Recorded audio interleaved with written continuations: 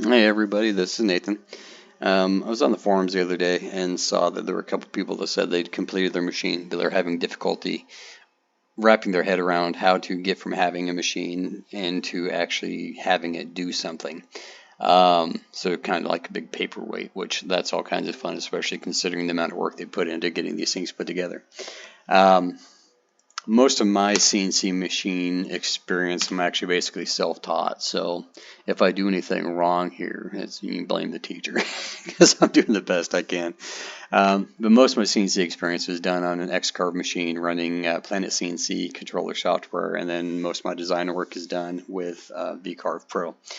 We're trying to do this as low budget as possible, so free, almost free software that can do everything. So we're going to be using SLCAM for the control and the G-code generation, and then we're going to be using Inkscape for the actual design elements. SLCAM, I'm not super experienced with it. I've done a little bit more of the basic stuff with it, but I do use VCarve Pro for most of the stuff I'm actually doing. But SLCAM does seem like it will do a lot of the work for you until you get to the more advanced like VCarves, and that I'm actually trying to teach myself, see if it will do what I can make the other software do. So far I'm having difficulty, but SLCAM has done a lot of the basic cutting for me, and so you can get a lot done with it.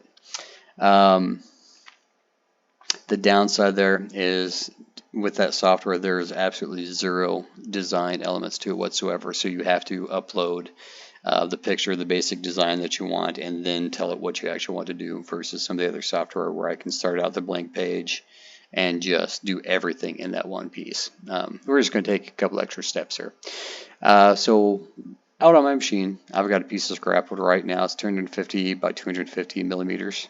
It's a square piece of wood that I messed up a cut with, so now it's just scrap.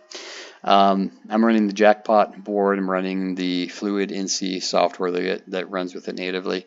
Everything there is done by millimeters, so that's how I'm doing all of my stuff here, because there's no reason to worry about trying to do conversions. We're just going to start out in the right format. So I've drawn a 250 by 250 square. We're not actually going to cut this. That's just giving me kind of a visual representation of what I have to work with. So on that square, we can draw whatever we want. And this is not doing any G-code. That's not doing anything like it. Right now, we're just drawing a picture. And in the beginning, and we were thinking about basic CNC machining, this is really what you want to think of in the beginning. It's just a picture. It's just a rough design. It doesn't have to be anything fancy, because we're just going to work with some basic shapes here. This, again, not generating any G-code, it's just something for us to look at.